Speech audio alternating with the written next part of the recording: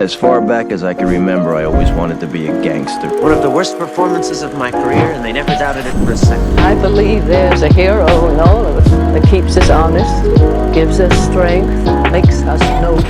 Son of a bitch. He stole my life.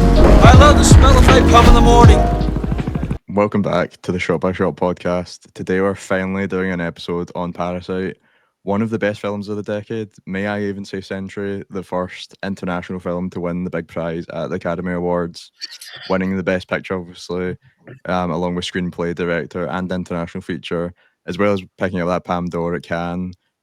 Congratulations to Sean Baker on also following this path, winning Best Picture at the weekend, but we're not going to talk about that today. We're going to focus on Bong Joon-ho's masterpiece, in my opinion.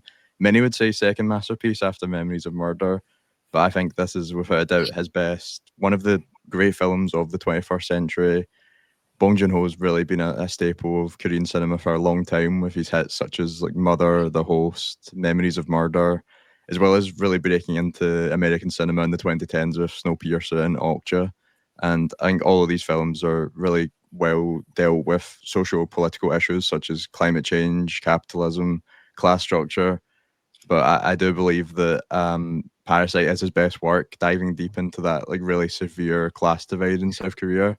A problem in many countries, but I think it's particularly interesting when explored in Korea, which has such a large divide between its social classes, differences with a large poverty rate, and the high highs of wealth that are shown in this film.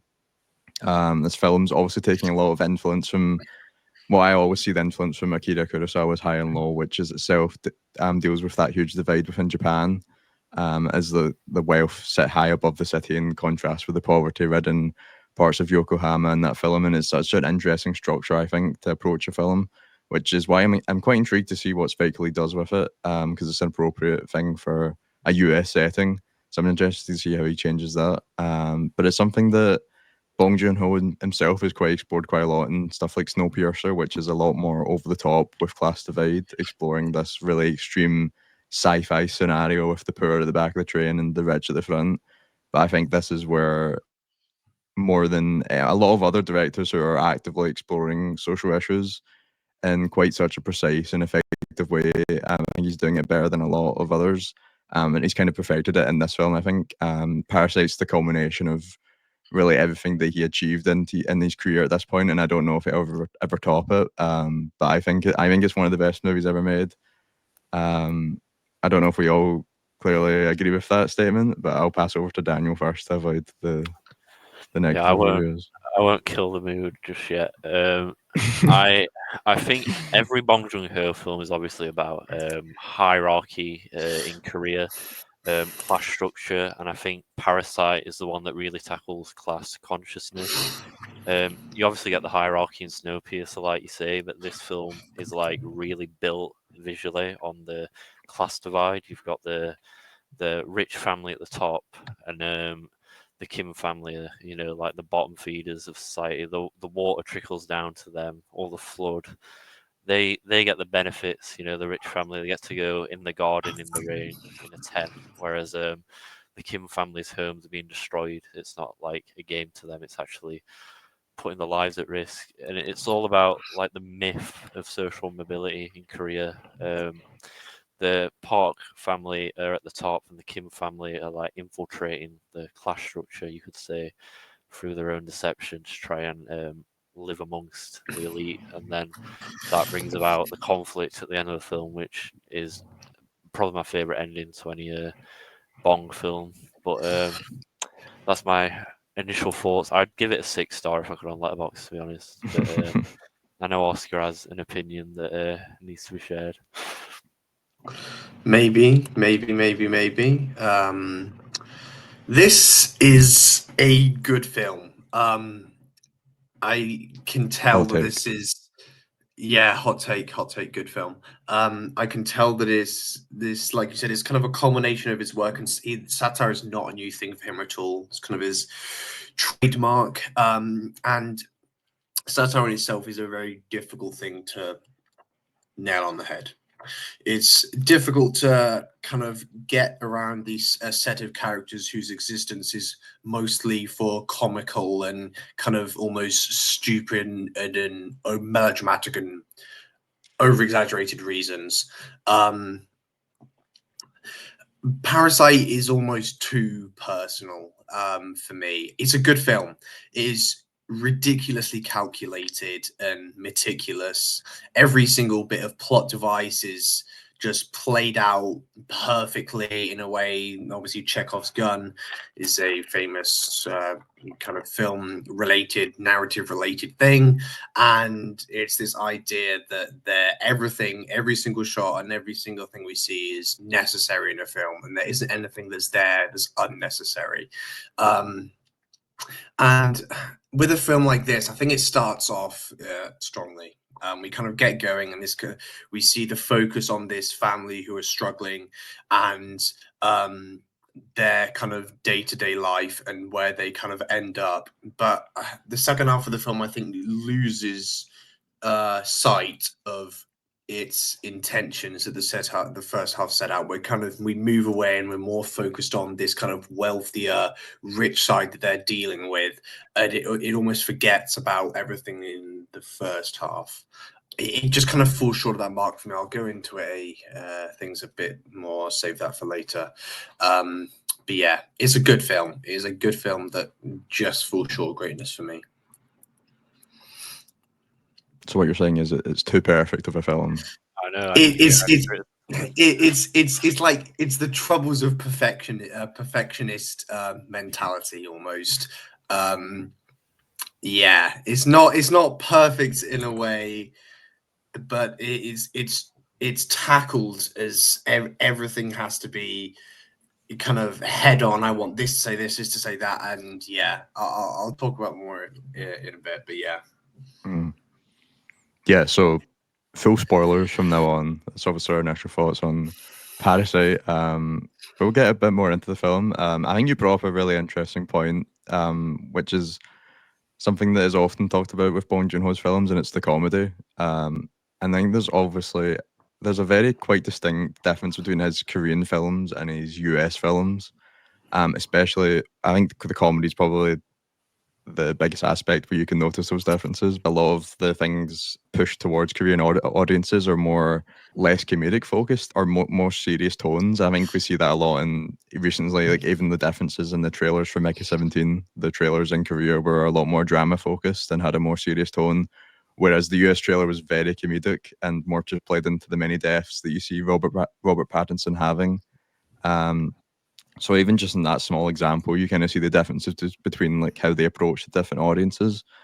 And I think his films are, when you look at Snowpiercer, is very different to his other films in terms of the tone. And I think that's probably his most like US centered film, in my opinion. And that's the movie where I see like the problems with the comedy at times. I think something like Ultra is a bit more. It's set in Korea partly, so I think it has the better balance of the two kind of tones that he has with those different types of films. And I love Ultra a lot. I think Snowpiercer is maybe his weakest film that I've seen. But yeah, I think the more straight comedy drama that is seen is more appealing to maybe Korean audiences, whereas that more over the top comedy that you see in these American ones where his characters are like larger than life and you get performances like Jake Gyllenhaal that are just like ridiculously over the top. But I think it's pretty perfect in this, to be honest. I love how straight it's how straight it's played. That's where the comedic moments are coming in, like when Ki Jung like makes the mother sit downstairs while she teaches, or like when they're playing into how naive the mother is, or when they're cutting between like Sang Kang Ho like learning and delivering the prepared speech they have when they're tricking the families in this like montage. I think those are when like the best comedic moments come out. So I think Parasite has a much better balance compared to some of his other films. It's definitely the most subtle. Like even in Memories of Murder, which is definitely his most serious and like drop violent kicks. film, you have a guy drop kicking everyone, and it's like just played off like that's a completely normal thing this guy does. He just drop kicks everyone, and even the like other police chiefs getting frustrated with him for doing it to every person they interrogate. I think there's like a dryness to the humor in Parasite that's quite translates well to a British audience, I think. But then with Snowpiercer and OG, you get like Jake G and Tilda Swinton in Snowpiercer. You get really like elaborate, weird performances that don't always blend amazingly when you've got like a multinational cast, because you're balancing two different humor styles. I think Jake in Ojo is pretty fitting to the film though, because obviously you've got a weird hippo pig thing, whereas Snowpiercer's like a gritty sci-fi action, like more generic storyline. But yeah, I definitely prefer the more restrained Bong Joon Ho humor, which is making me slightly nervous for Mickey 17 because of how ridiculous the trailers are on some of the early like reviews I've seen. So I do think it might be a bit more of a Okja sort of level of film than a Parasite, but I know, I'm still really excited, and I hope he doesn't drop his comedy because it's really good. Yeah, the comedy is an interesting thing. I guess with satire, the point is to keep hammering home the stupidity of all these characters and the rich ignorance that these kind of characters are facing. You know, it's so stupid the way they kind of weave into their house and the family. Like the wife is just the most kind of gullible and person in the world, and it's not just like a one-time thing. It keeps on happening, it keeps on going, and it keeps on going, and we kind of get to this shift at a halfway point where everything kind of turns on its head, really, and we kind of move away from this satirical comedy almost, and we're in this thriller, which I think it loses steam as it goes on, and I think I haven't rewatched a lot of his films. I want to maybe rewatch Snowpiercer and October. I think this might be his weakest film that I've seen. Um, I don't know if any of you have seen Mother as well, but Mother is I like have. more in line with Memories of Murder. That has some more drop kicks in. Yes. And it is a great film, Mother. And yeah, there's just something that doesn't line up for me. And this whole idea of class dramas and divisions and things, I don't think it's like it's cool that it's there, and it's a really interesting topic to discuss, but it's not anything necessarily original in a way. And I think some people overplay how groundbreaking its commentary really is. Like it, maybe because it's a satire, but I just think it kind of falls into a shallow trap almost by the end of the film. And yeah, I don't know. It's good, but it suffocates itself, and the comedy that works in the kind of the first half just it doesn't. It's not really there in the second, and I think we kind of move away, and we're just left with this thriller that I don't know leaves a little to be desired for me.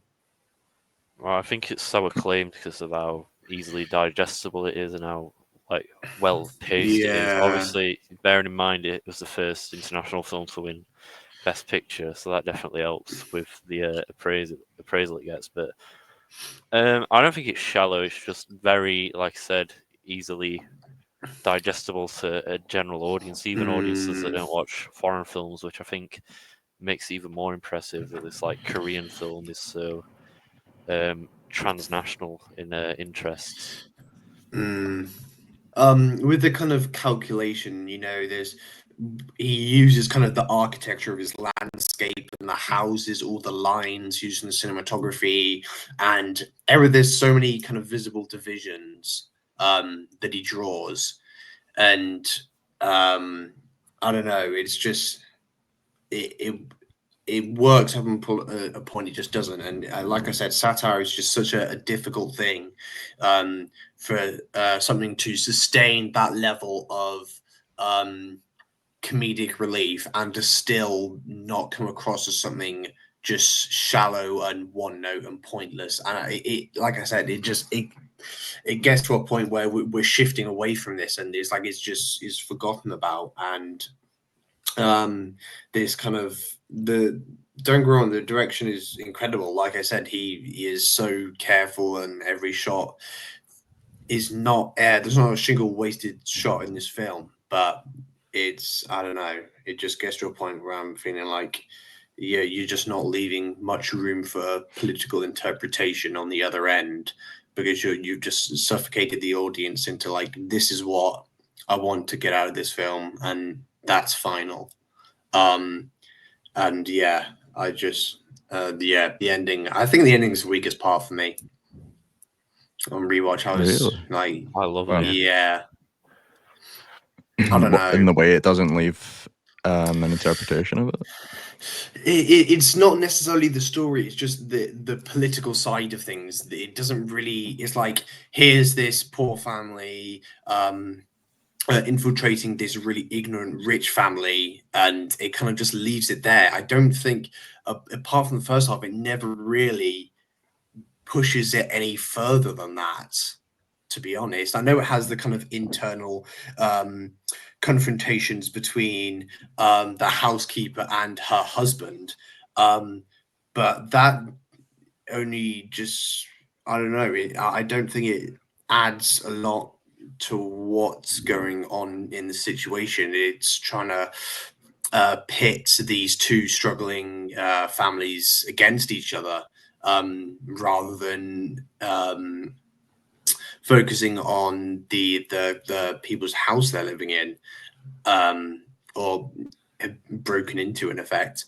And yeah, I don't know. Its idea of politics is so focused on that idea that there's, yeah, I don't know. It doesn't seem, I don't know how to put it, but there's I don't think there's a lot of breathing room.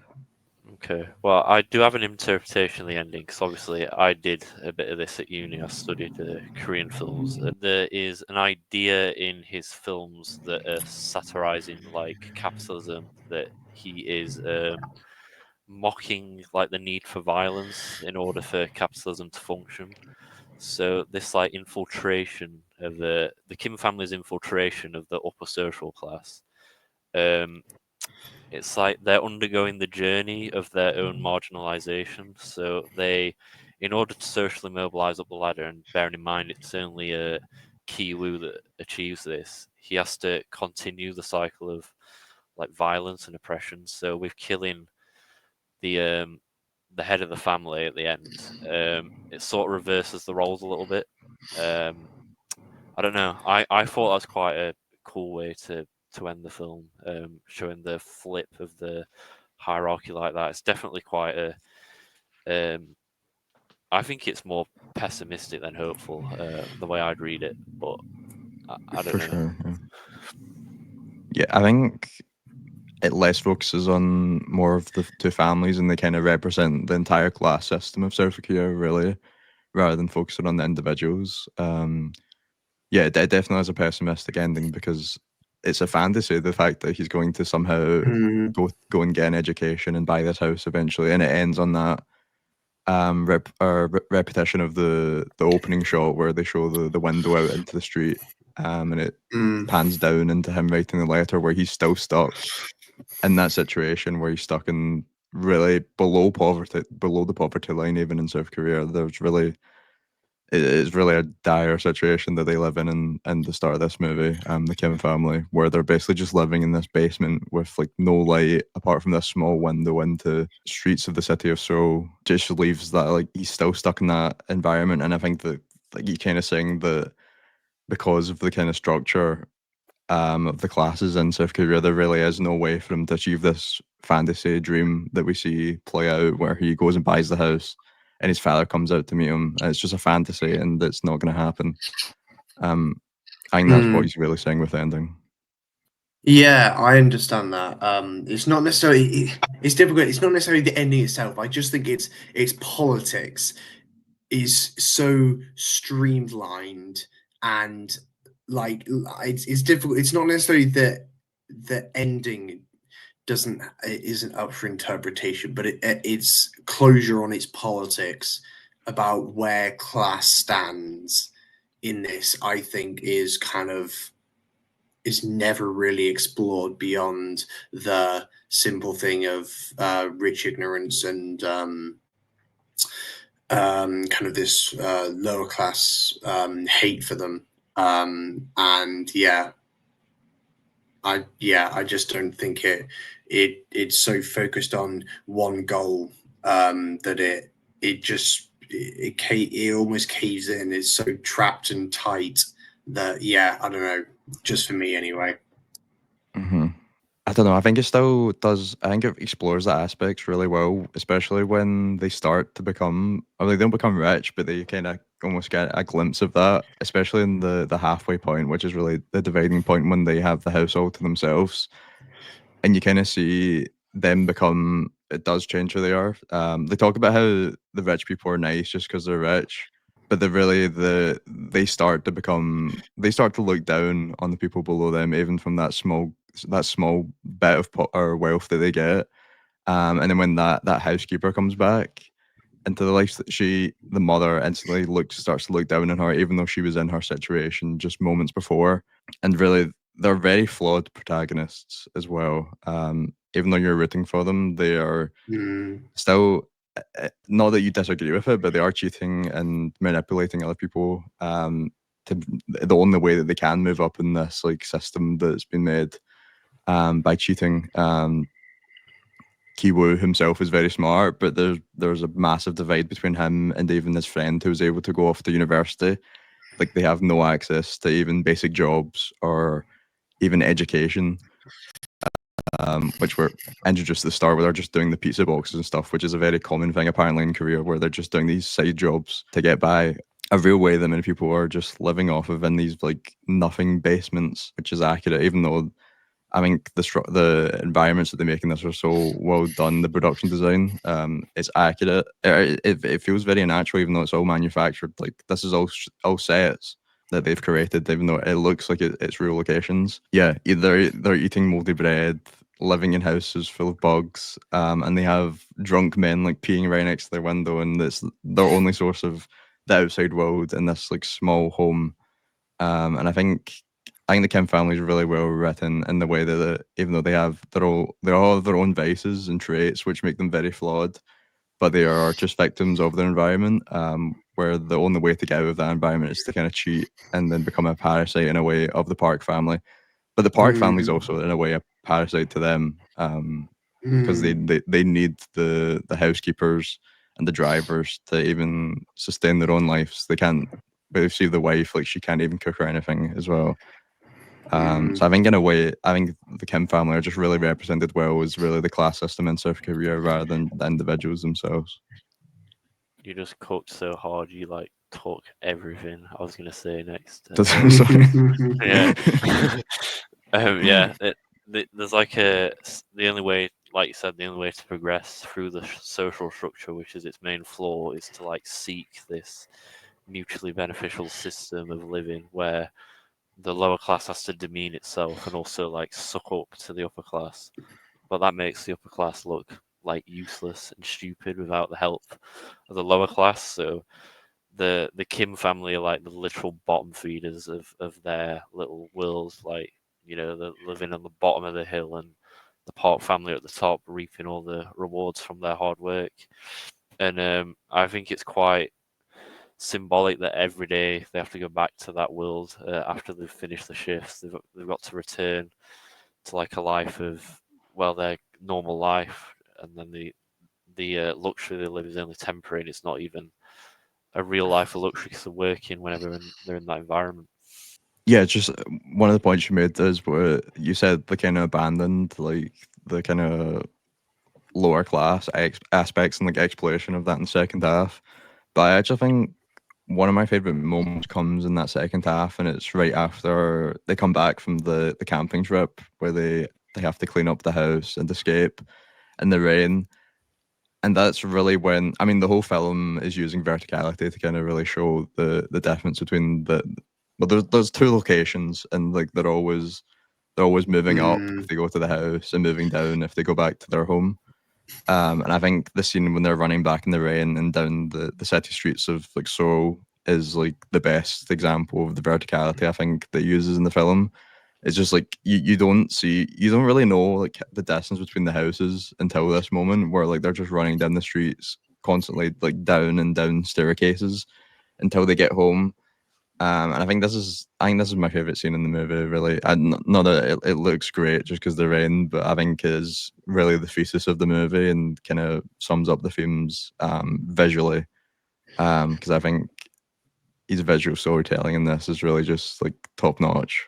Yeah, this idea of obviously there's a massive visual difference between the houses. Obviously, one is kind of below ground, just completely blocked off. And obviously the other one is massive higher up, and like when he first walks in, he's like so fascinated but there's just open space. You just cannot see the city at all around it. It's just greenery and sky.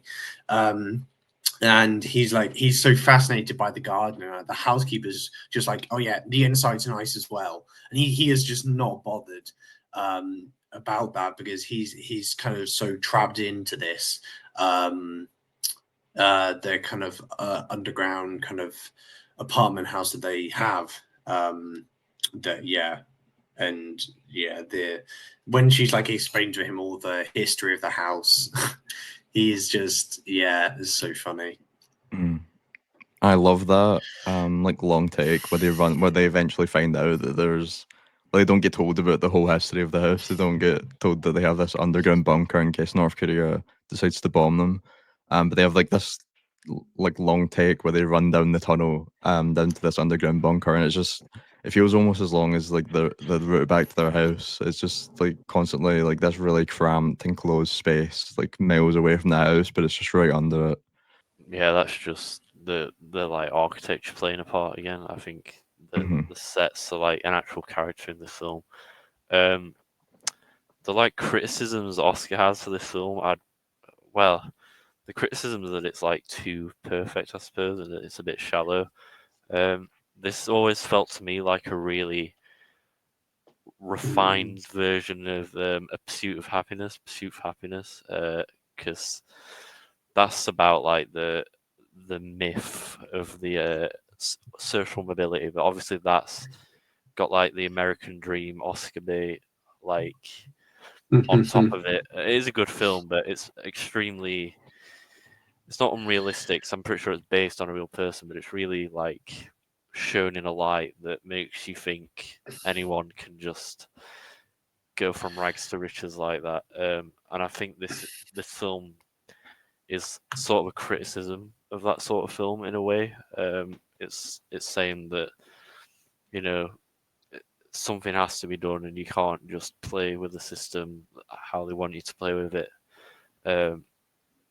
So yeah, that's just if I was to give a film a 3.5 about similar themes, that'd be my sort of film. But Oscar mainly praised it, to be fair. So yeah, I think even the kid in the upper class family, the really young kid, is like aware of his like social status in like not as blatant ways, but even like comments on the smell of them and stuff, and complains about it. It's quite interesting to see how these characters sort of know where they are in the overall like infrastructure of Korean society, even at such a young age. Yeah, I mean that's a really good implementation of the like Chekhov's gun that you were talking about, Oscar. I think it's so great the way he uses it though. How he very early like inserts it into your mind about that idea of them smelling differently because they can act and like trick their way into these high places, but they really are still limited by those smells of their environment and the clothes, and that's eventually culminates in that moment after when they run home and their house is completely flooded and they're living in a gymnasium with everybody else in the city, and they just have that big pile of clothes to pick from, and that's really when they're kind of like fully exposed for that and really smelling bad, and then it finishes, and that's why he kills the father because he holds his nose when he's smelling the guy that comes out of the basement and kills the sister.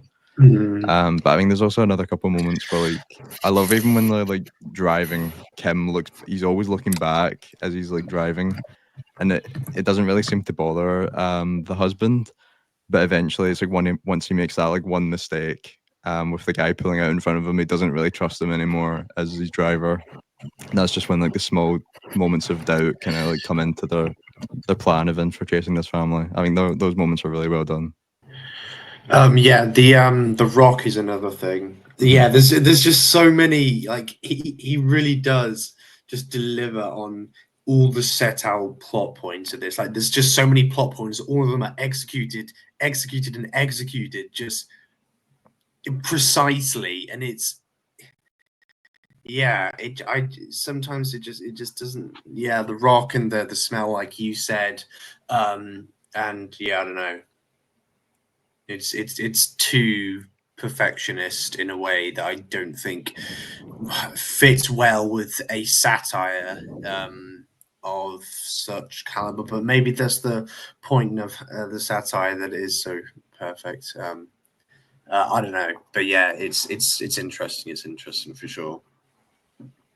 Mm-hmm. Am I wrong? And I don't really view Parasite as a satire in like the same way that like Snowpiercer or Okja is like a satire. I mean, I think it's a very it kind of is, because like there's what they're doing is like such a stupid thing, and it's so coincidental and stupid that everything works in this film. Like the ignorance of the rich is like, obviously it's a real thing, but it's like the things that happen here, like it's just hilarious that how much they're falling for it. Mhm. And I think in a way it is. And you almost getting to the point that what they're doing, like you said, they're not necessarily good people in a way. They've cheated the way of getting up to the family. They're forging documents, things like that. And yeah, I kind of see it as a satire. Yeah, I think it's a satire in like a grounded setting. You know, Okja and Snowpiercer are like really fictional, whereas it's just as exaggerated. Parasite, this would probably never happen in any house in the world, but it's like a microcosm of capitalism that's really exaggerated. Yeah, it's grounded in realism. I mean, in a way, like I always feel like the house, like the whole environment of the house, is almost a bit of surrealism. Like it lives in its kind of like own world almost, compared to even the other environments in the movie, because it's like it's surrounded by shrubbery and like just green grass and trees, and there's really no like sight of the outside world. I think there's only that one scene where she throws something into the other garden and you hear it smash. Like that's really the only like insight you get into like anybody else around that house. You can't really deny how like perfection like every aspect of it is. I think Memories of Murder is still his clear best for me. I would like to rewatch it. I am rewatching it in the cinema soon, actually. But yeah, I think something about Memories of Murder just, I think it just hits the spot. I'd agree, but I've seen Parasite twice and Memories once, so I'd need to watch Memories again to make it fair, and probably in a cinema. Though I do want to watch Parasite in a cinema as well. But I have Parasite like top 10 of all time in my list, so you know I do think it is borderline perfect.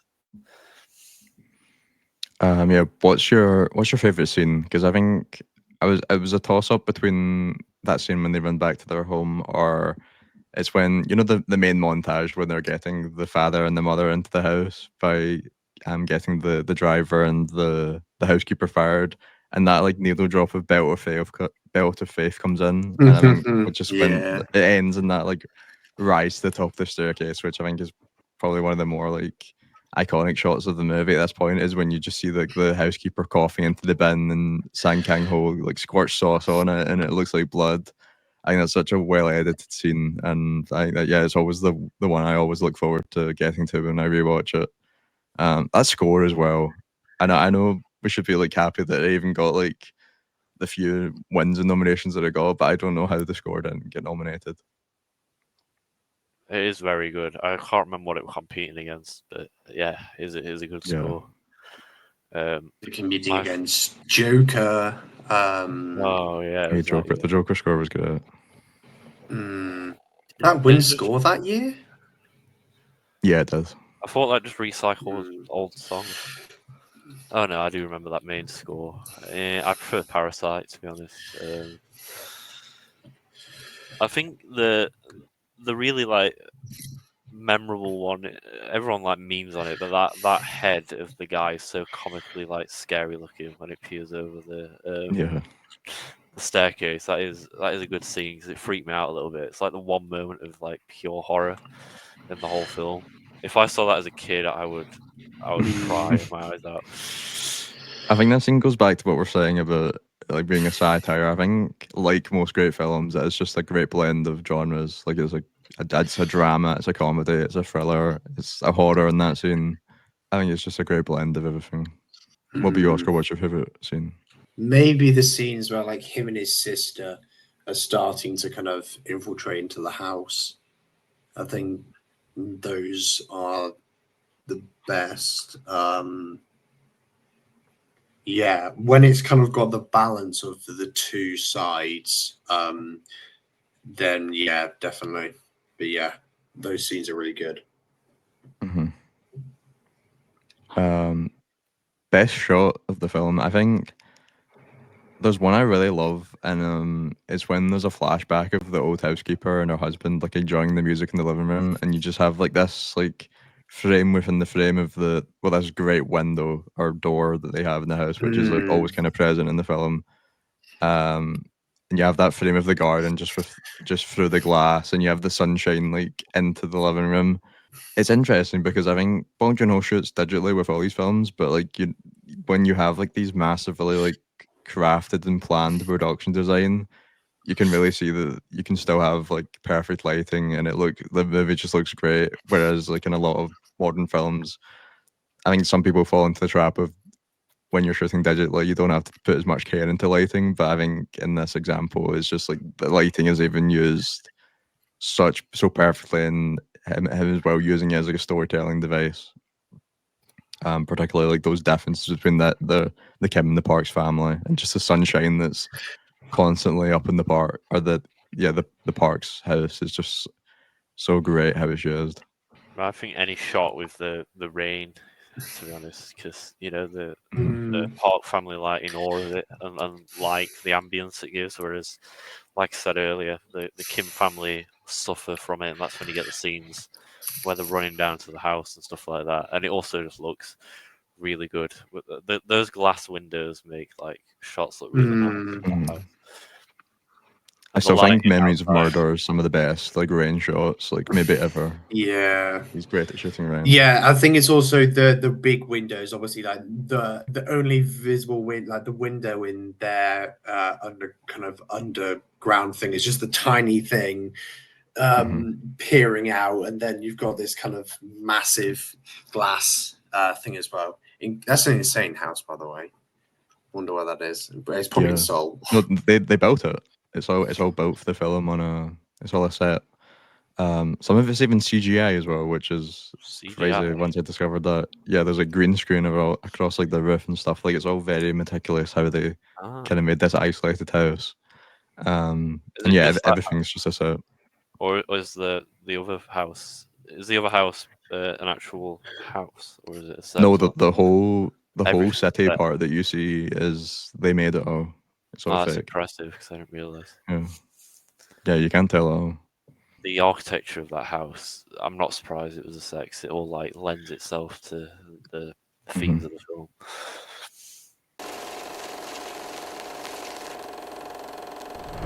That's our review of Parasite. If you let us know in the comments what you thought about that as well. But we're going to go into our top watches of February because it's been a while since we've done our favourite watches. Yeah, top 5 new watches of the last month. Who wants to start? My number 5 is a film called The Great Silence, which is a Western. And I've been meaning to watch this film for some time. And I'm very glad that I finally got around to watching it. from 1968, a Italian film like most great westerns are, if we're being honest. And this is, I think it functions quite well as an anti-western.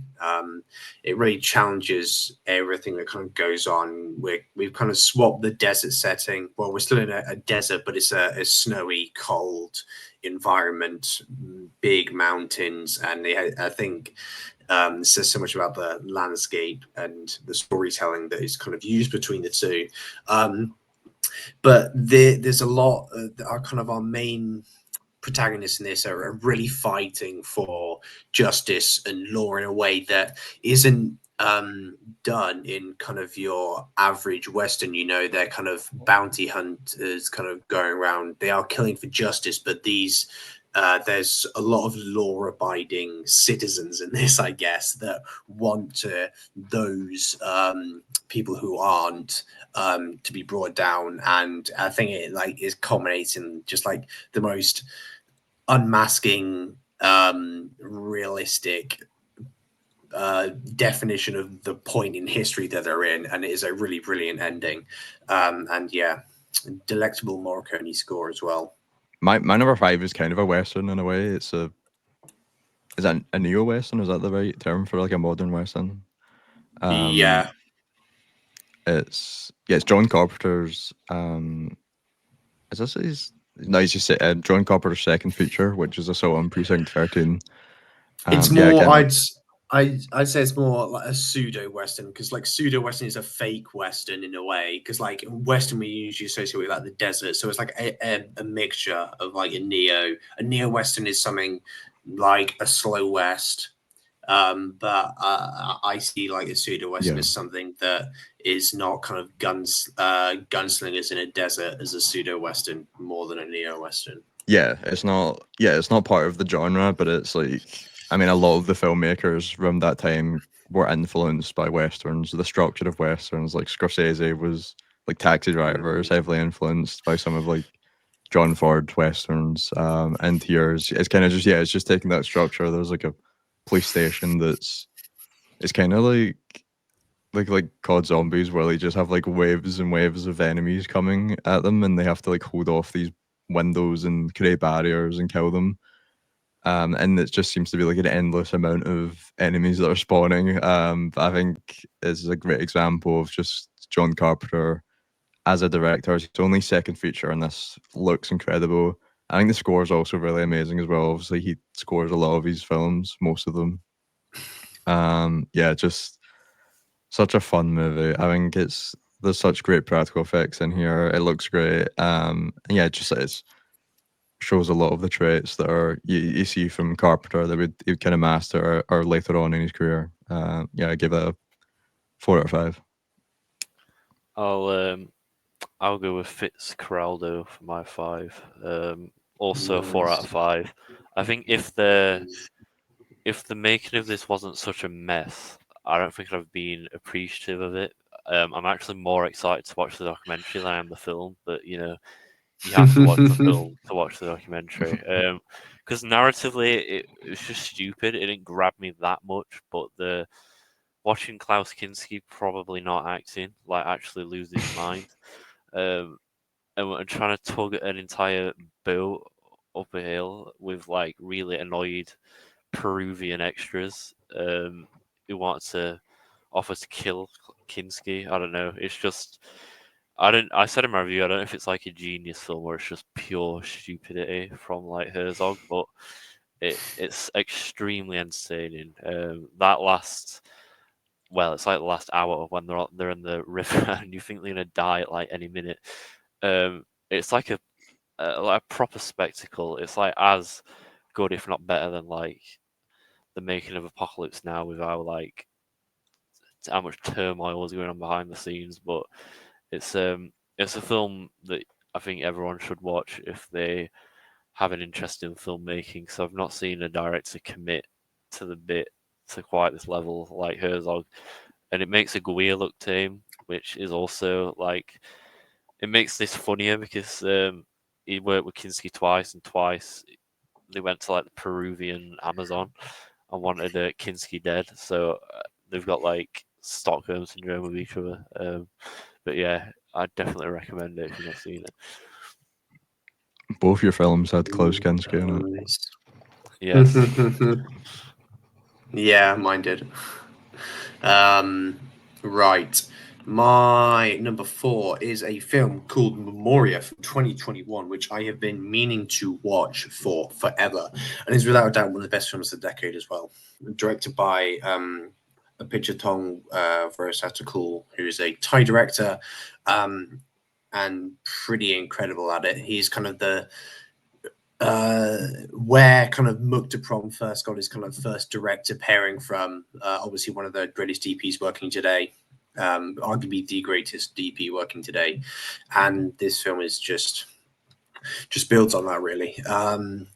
It's slow cinema done almost perfectly. It kind of touches on our kind of existential dread of creation and kind of this curiosity of cause and effect, but it does it in a way that kind of the sound design is soundscape kind of dominates a lot of the meaning and images in this film, and it is like kind of a fish out of water story slightly, and the kind of nature and earth trying to kind of be at one, and noise's kind of relationship with that, and I just found so much within this that it was just completely my thing. Just a longing to find something through kind of the earth and spirit, and it's got an incredible Tilda Swinton performance as well, and I would highly recommend it. A really incredible film. Yeah, I've been meaning to watch that as well as Uncle Boomy that you also done. Uncle Boomy's great. I've been meaning to watch more of his things. I think those are the only 2 I've seen, but yeah, incredible film, really brilliant. Yeah, man. My number 4 is My Neighbor Totoro, which I was thinking about a lot last night because I watched Oksha from Bong Joon, which is there's like some shots like pretty much just taken from this. It's very influenced by like that like kind of animal like little girl relationship, which I think is really cute in both these films. I've not really seen much Miyazaki or Studio Ghibli. They're a huge blind spot for me. And I was kind of hesitant to continue watching after not fully loving Spirited Away, despite it being praised as like one of the greatest films ever made. But I liked how this was a bit more smaller scale, a more grounded human story, I guess. That really like core relationship I think between the animal and the little girls I think is a bit more. I kind of like that relationship more than because I really like that in like Grave of the Fireflies as well, where it was like the more like sibling relationship. I mean, it was a lot more emotional than I guess something like Spirited Away was, but I'd probably like Spirited Away more on a rewatch now. But yeah, anime's kind of a blind spot for me in general, but I'm probably gonna watch some more because it was pretty good. Rewatch Akira. Oh yeah, Akira's great. Akira's great. I think everyone's seen Akira. What's that? Is it Angel's Egg? That's Yeah. great. Angel's Egg. That's really a banger. that's really like artsy, that one. There's not much narrative. It's really great. My 4, I'm thinking about what's fixed. I've got a lot of 4s. Ryan's broke the anime seal, so I actually will leave him to be the weeb. So I won't pick an anime because no one will have heard of it anyway. I'll go Black Bear, which I think I shuffled the list. It's not been on my radar at all. Not even heard of it, which is weird because it's a 2020s film, and I've heard of most like big 2020s films. It's not that highly rated amongst my mutuals, but it's Aubrey Plaza. They do like a film shoot in a remote cabin, and the director is Christopher Abbott, and Aubrey Plaza is his wife, and they're filming. It's quite confusing. The first half of the film, they're filming a shoot where you don't know it's a film, and then the second half, they are filming an actual shoot, but they're playing sort of different characters. It's really confusing. I've not completely wrapped my head around the narrative. But that second half reminded me of Opening Nights. It's nowhere near as good as Opening Night by Cassaday, but I'm a sucker for like characters having meltdowns. Aubrey Plaza is like freakishly good at being drunk in this. Yeah, watch On the Silver Globe then. There's loads of Uh, character meltdowns in that film. Maybe I will. Aubrey Plaza, I think, was actually just chugging liquor in this. She's really good at acting drunk in this. Yeah, it's just a really. I've not got a 2020 rank list, but if I did, because I don't think that year's particularly strong, it'd maybe be top 10 because I've not seen that many films from 2020 anyway. But yeah, it's not a great year. Not mega highly rated amongst people. I know Ryan has it at 3, but I really enjoyed it. I liked it. It's one of the reasons why I haven't gave up on Christopher Abbott, because he has a couple of cool films, despite having a terrible 2023 or 2024. Mm. And 2025, I guess. Wolfman was this year. Bring Them Down was good. What was he in last year? Craven. Yeah. Oh yeah. To be fair, he was good in Sanctuary and Intergalactic, so he's not too bad if you've. He's not doing too bad. No, he has a couple of really cool films. Yeah. Okay. My number 3 is a pretty unbelievable documentary called Symbiopsychotaxiplasm, and that is all one word, by the way. From 1968, directed by a guy called William Greaves. This is a fascinating concept. So it's about a director, William Greaves, who is doing screen tests for this film, and he's shooting with various pairs of actors. And what comes into play in this film is there's a behind the scenes crew that are obviously filming for behind the scenes, but then there's another film crew who are filming the filming of the behind the scenes. So what you end up with is this really multi-layered documentary on the kind of nature of acting and what is really natural in life. There's because some of like the documentary cues are like questioning, like, what is this director doing? Like, but he can't direct for shit, for anything. And yeah, it's so unbelievable in a way that it kind of rewired my brain. It's one of those things that I can't fully put into words at the moment, but it's just so multi-layered, and there's a really disillusion of reality that is so geniusly thought out. It's one of the best documentaries I've ever seen, and I would highly recommend it. It's so good. You're putting a documentary. It's not cinema. Shut up. Shut up. My next one is cinema, though.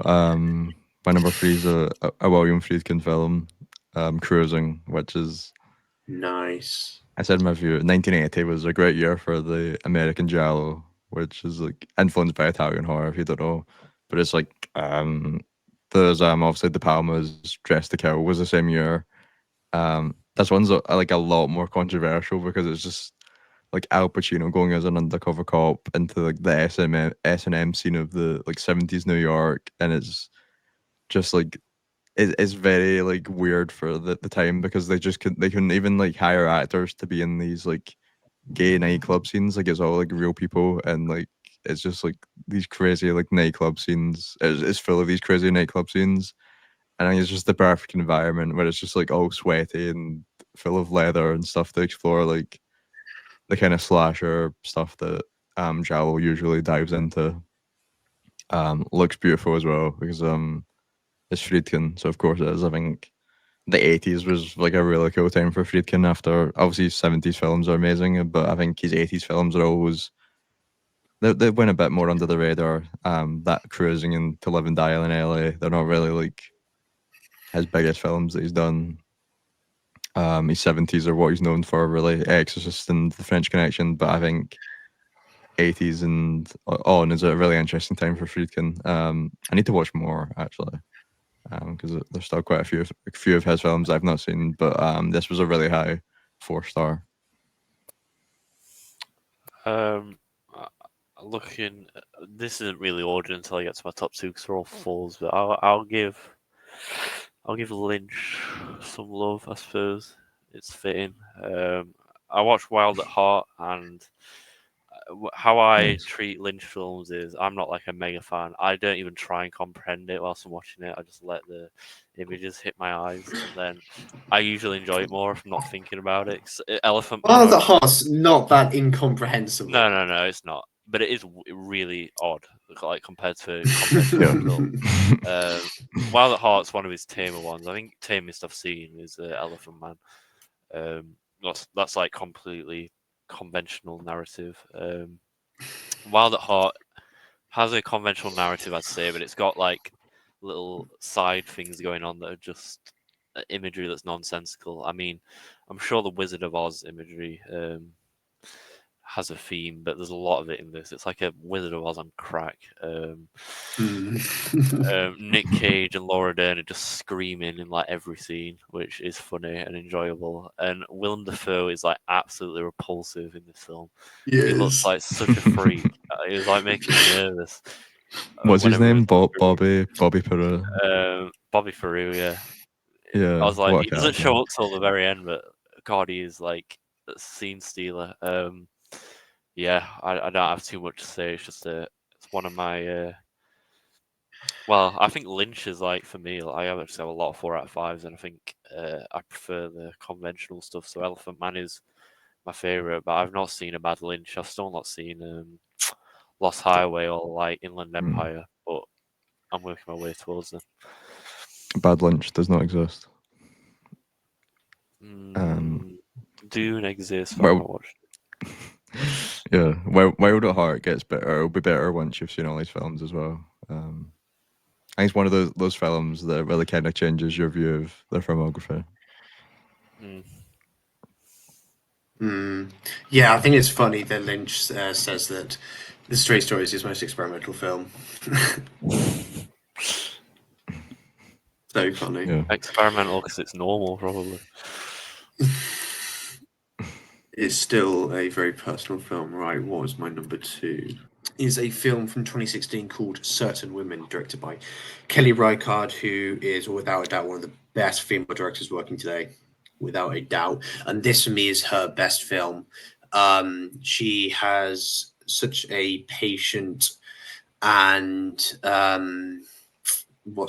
meditative narrative form, and it's so kind of continued across all of the work, and is so effective every single time for me. This is a story of 4 women kind of told on 4 sort of interconnected stories in the kind of the same kind of town, village area and expanse. It's a kind of this longing for such an attachment in such a vastly empty landscape.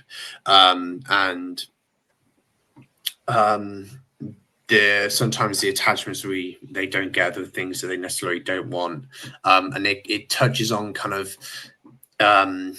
men's kind of roles in doing things for women that they don't necessarily want doing, and it kind of culminates into kind of this longer last story between these 2 women, Lily Gladstone and Kirsten Stewart, that is just this really devastating and isolated story, and kind of a woman who is so lost in this kind of landscape and longing to find a love, because it's not inherently said, but I think it's clear that she is queer, and is so empty in a way that is the landscape and the relationships are so empty, but there's so much to them, and it's so poignant. It just sits with so many shots. It looks absolutely gorgeous. So I'm pretty sure it's shot on film.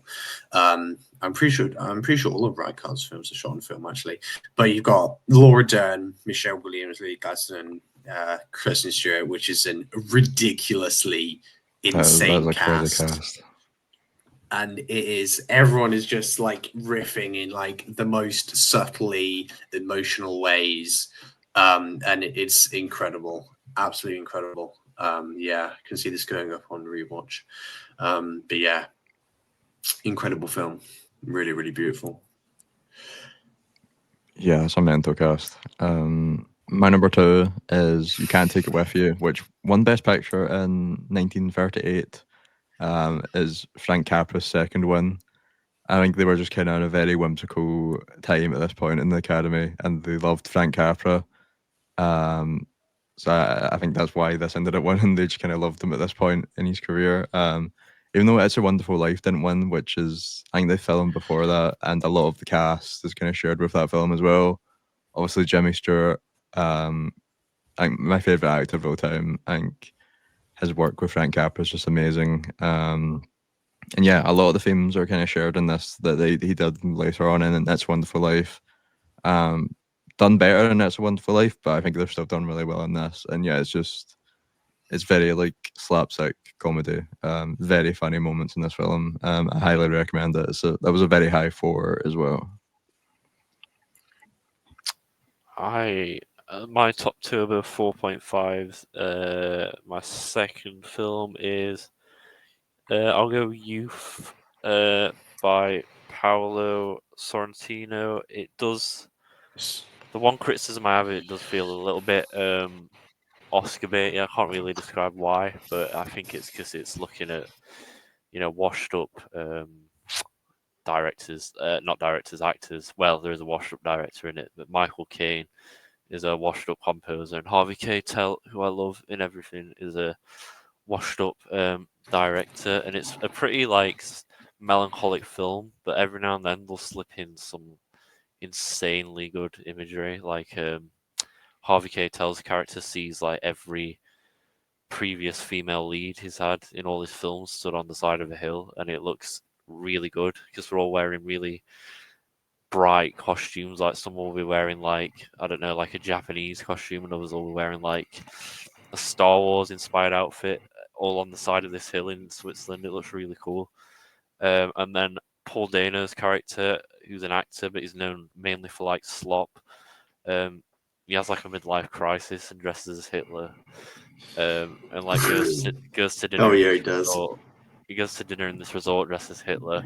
That's like a really like. It made me a bit nervous, that scene, but it's also really funny because he's having like a meltdown as Hitler. It's quite a sad film though, but it has quite a nice ending. Yeah, it's like Michael Caine, who I do like, but he's never like blown me away in anything, to be honest, because he's a bit of a side character. He is really good in this as the lead. Yeah, it's a good one. It's definitely worth watching. It is a good film. Have you seen The Hand of God? No, that's the only one I've seen. I would. So far. I would recommend The Hand of God. Okay. That's really good. And my number 1 pick, and the only first-time 5-star of the year so far for me, is a film called Exiled from 2006, directed by Johnny To. And I do love me some Hong Kong cinema, and this just prime Hong Kong cinema, just insane. I love Johnny To. First 2 films I've seen him. The Mission is the other film that I've seen. I was stimming while watching this. Just his blocking is unbelievable, absolutely unbelievable. This is kind of a search for brotherhood. It's such a clash of kind of hitman ethics in a way and assassins. Some kind of groups trying to save life, and some are trying to take it. And and it's just about who kind of ends up holding that decision of life in a way. And the score is incredible. Like the final scene is so good. The whole film is a masterpiece, really. It's such an incredible time, and so there's some of the shots are ridiculously good, and I would highly recommend everyone watch it. Favorite thing I've watched so far this year. Nice. Speaking of ridiculously well shot films, my number one is Bound. It's the Wachowskis' debut film, which is shot by Bo Pope, which is his work now is really the most like goat washed like thing ever. But like everything like pre-2020 is like just like some of my favorite work by DP ever. Obviously known for more of his action films, but I think this works so well as this kind of like almost like 50s noir throwback from them in a contemporary 90s setting at the time, and just works really well with that classic noir setting. Really well shot. The acting's the performance is also really great, and obviously the start to a really great career by the Wachowskis. One that I could see going up on rewatch, because this is honestly one of the most confident debuts I've seen maybe ever. Really well shot. Yeah, I really love this one. I stick by that's better than The Matrix, but that's my Damn. Hey, that's yo. I wouldn't go my that far, favourite but film. I think it's the best film, but we weren't going to go a list without me glazing Cassavetes. This is like my newfound goat. He didn't direct this, but he does star in it, and he's like just as he does an actor as a director. It's Mikey and Nicky, which I only found because he was in. The closest thing I could compare it to is like I've been meaning to watch that. It's like a 70s grungy Good Time. I would compare it to, because it all takes place over one night. It's like Cassavetes' character is really paranoid that a local mob boss wants to kill him, so he wants to like spend his last night alive with his friend who he's not really friends with, because he's also like another member of the mob. I'm trying not to spoil it, but yeah, they have a really rocky relationship. And watching them interact over this night, where one of them thinks it's their like last night on Earth, is really, it's funny at times, but it's also really poignant and sad. But I literally cannot speak much more than that, because neither of you watched it, and I think it's definitely worth a watch. Cassavetes not really been in many other films as an actor. I know he's in Rosemary's Baby for a bit, but yeah, he's one of my new goats, and I still haven't finished his filmography, so when I do, I'll be sad. A better an actor than a director, perhaps.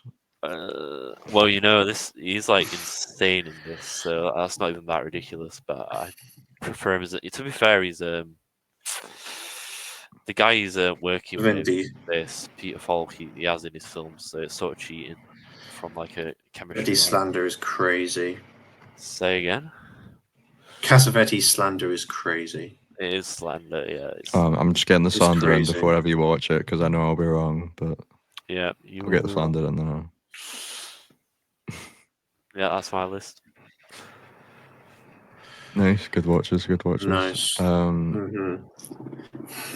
Yeah, that's what we've been watching. Let us know what your favourite watch of February was, and that was the whole month with new watches.